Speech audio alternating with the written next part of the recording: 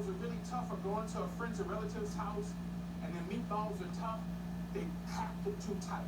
So take a little bit of your meat, all right?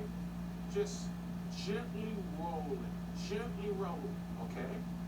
Look at that. We don't need to squeeze. Don't squeeze the life out of this. Don't make this very hard. Just roll it and it'll come together. That's what keeps a tender meatball. You just treat it gently. It's almost like if you're rolling an egg. Picture an egg out of the shell that you're rolling together in your hands. That's all we want. See how nice and gentle we're just doing this? Don't you look pretty? See, there are different sizes. Some are small, some are big. It's all right. That's the great thing about cooking. They're not perfect.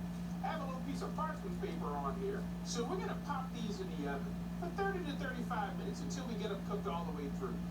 Now remember, 350 degrees.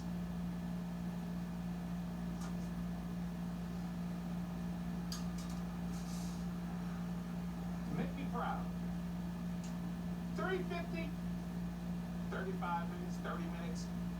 You can check it. You always can cut one open and see if it's cooked. Now, let's finish off our sauce right quick. Here, I'm going to go in with a little bit of cream.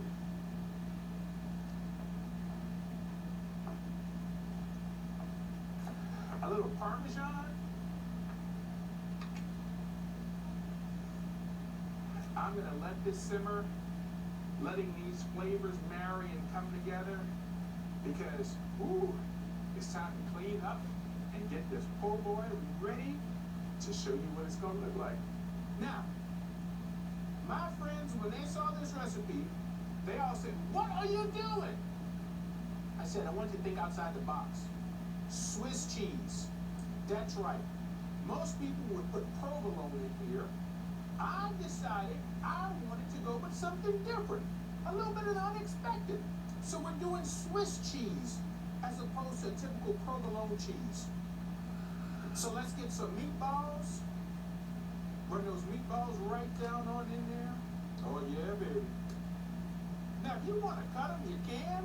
Oh, come on, we have room for you. Look, you get right there. Come on, stay there, stay put. Oh, doesn't that look great? Take a little bit of that vodka sauce and just go right down the middle. Oh yeah, baby, look at you. Right over the top. See, the sauce is nice and hot, causing our cheese to melt. Oh, baby. There we go. Now that's my version of one of our favorite local sandwiches, the meatball po' boy. Coming up, an Italian stuffed bread, better known as a sausage and pepper calzone.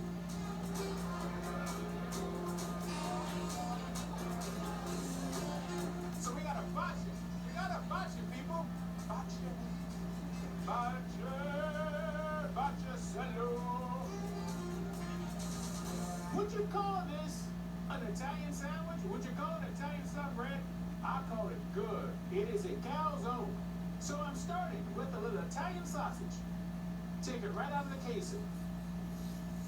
And this is probably the most important thing here. We want to get this sausage cooked. So we just want to get this cooked all the way through. And I'm going to do a little oil in the pan. Come on, how about? Get in there.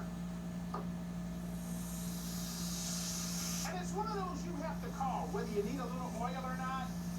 But look what we have. We have a little onion that's just been julienne. We have a little red bell pepper. A little bit of green bell pepper. So now we have to get a little garlic in here. Just a little bit of minced garlic. See, this doesn't need to cook too long. It's all good. So let's turn the fire off. You just want this to cool a little bit so it doesn't affect the dough. So now let's take care of the dough. I am going to put a little flour down. And I have a little pizza dough. All right? I'm just going to take this. We need half of this. Okay, let's get a little more flour for our rolling pin. Yeah, baby. And now Now, let's start rolling this